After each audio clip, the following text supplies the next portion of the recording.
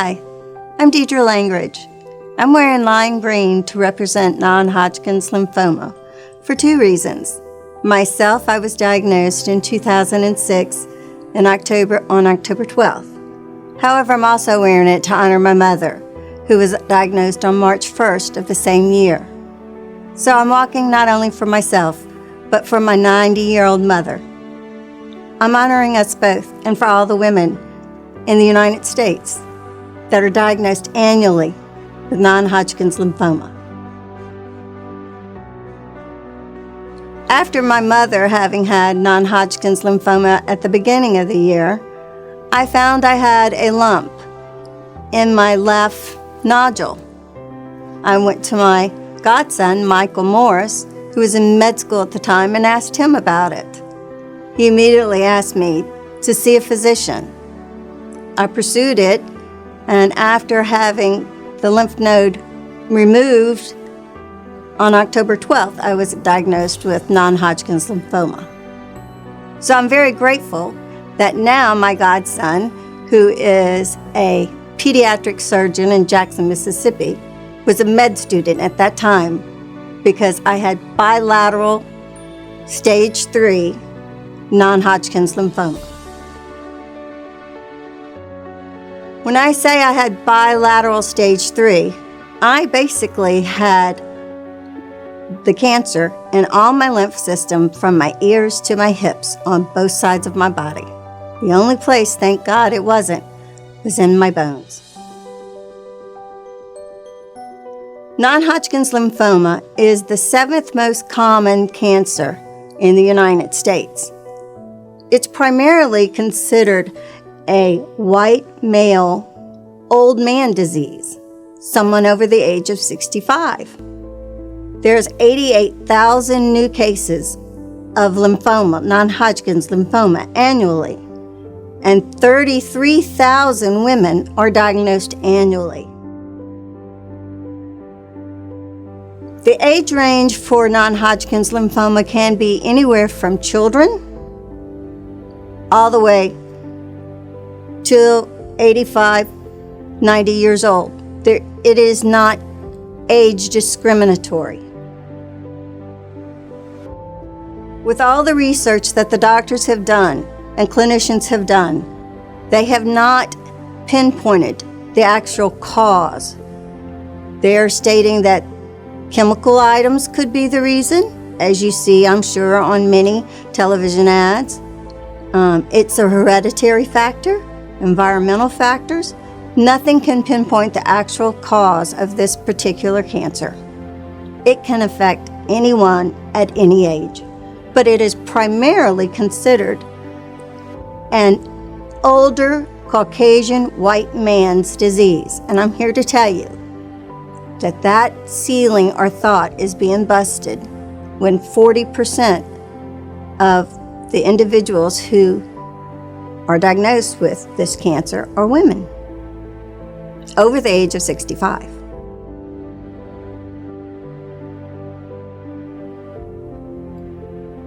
From all the reading that I've done and from personal knowledge, there isn't any way to determine how I was diagnosed with this cancer or to prevent it.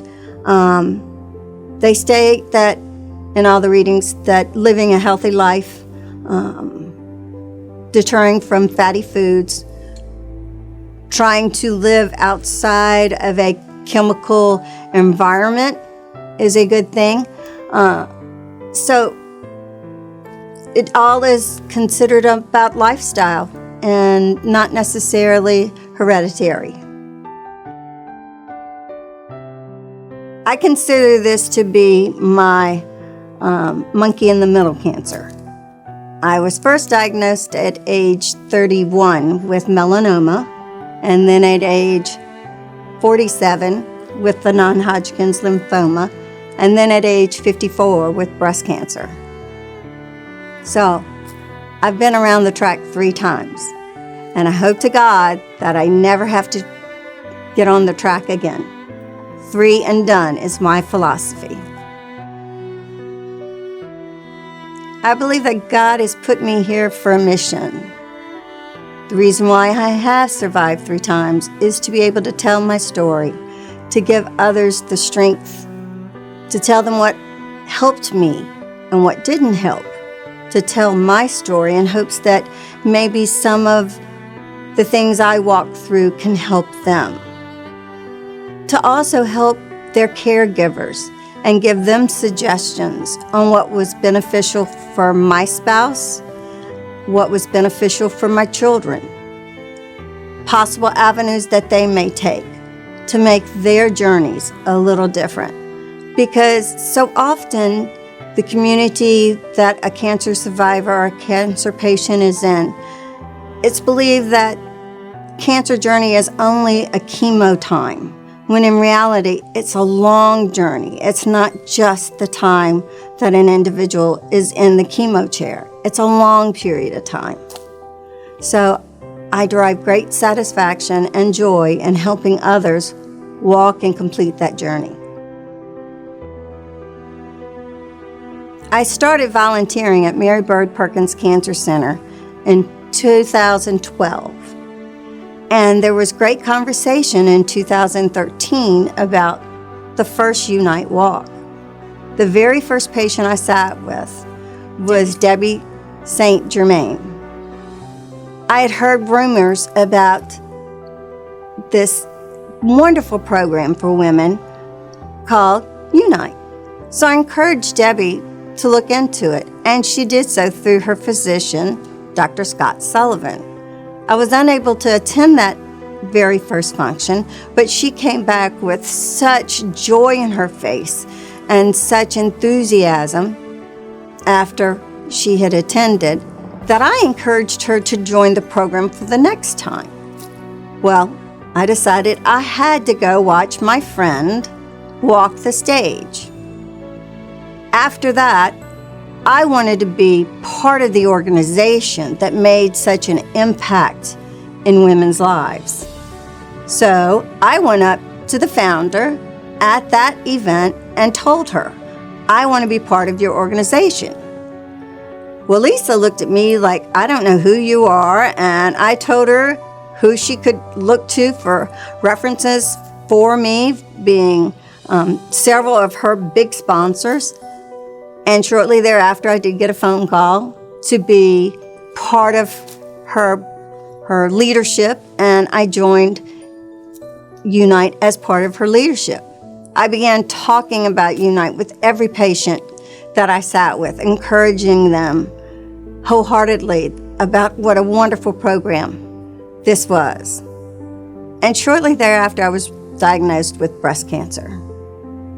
So all these young women decided if they were going through the program, I had to go through the program with them. And that's how I became a sister and walked the walk in 2015 with all the women alongside of me.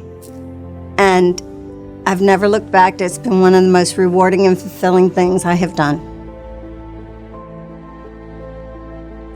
This isn't just a runway program or a modeling program. This is a program that gives women an opportunity who may have thought lesser of themselves because of physical changes that we have gone through because of a cancer journey, any type of cancer journey.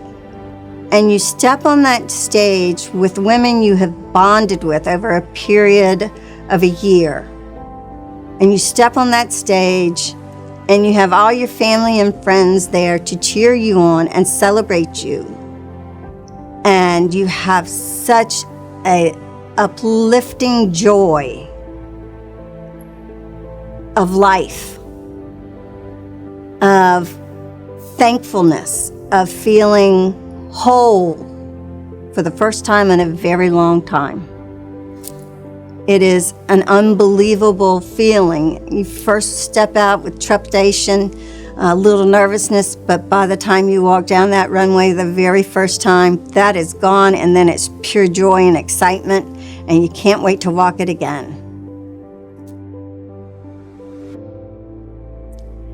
I'm I'm coming back in October with my lime green contingency to make the impact that while October is breast cancer awareness, it needs to be women cancer awareness, because cancer affects a woman from the tip of her head to the tip of her toes, and all cancers are important. Non-Hodgkins lymphoma is the 6th most prominent cancer in women, and it needs to be highlighted, and that is why I am walking in lime green in my mother's honor and in my honor, and in to honor all the other women that are diagnosed annually with this, and to bring light to that fact. To never give up hope. I actually spoke with a physician just today who was in France the last 2 weeks, and she told me that the new information and studies are outstanding for survival rate. That 15 years ago, survival rate might have only been 80% chance of survival, and now it's in the 95% survival rate of remission, beyond expectations of what it was when it was first diagnosed. So that gave me great hope. And I'm here to give any lady out there who's diagnosed with non-Hodgkin's lymphoma hope for the future. Look beyond this diagnosis of today and look for your life in the future.